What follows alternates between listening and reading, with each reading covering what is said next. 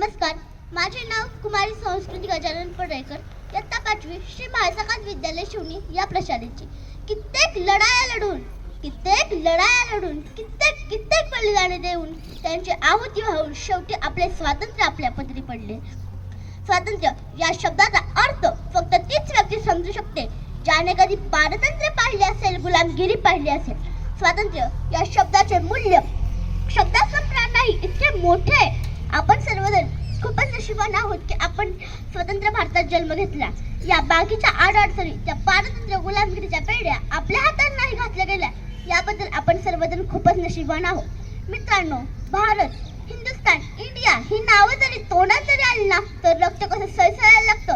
आपली मान अभिमानाने उंचावते. जेव्हा तो तिरंगा आपल्यासमोर फडकत असतो ना, तेव्हा आपल्या मनातील, प्रत्येकाच्या मनातील ती देशभक्ती, ती भावना, तो आकर्ष पाहण्यासारखाच असतो.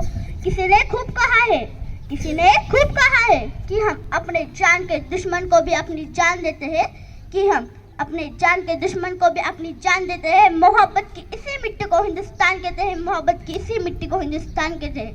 जो दुनिया को दिखाई दे उसे खामोशी कहते हैं, जो आंखों को दिखाई दे उसे तूफान कहते हैं, जो आंखों को दिखाई दे उसे तूफान कहते हैं. और ऐसा एक ही देश है, उसमें मेहमानों को भी भगवान कहते हैं. आपल्या भारताला ना सोन्याची चिडिया म्हटलं जातं. का बरं? कारण आपल्या भारतासारखा समृद्ध, शेतीप्रधान, कृषीप्रधान दुसरा कोणता त्याग नव्हता हो. म्हणूनच कदाचित इंग्रजांना भारतातून पावले बाहेर टाकताना खूप त्रास झाला असावा. 1857 सुरू झालेला संग्राम, स्वातंत्र्य यज्ञ शेवटी 15 ऑगस्ट 1947 शांत झाला. 26 जानेवारीला आपला देश प्रजासत्ताक झाला. एवढे बोलून मी माझे भाषण संपवते. जय हिंद, जय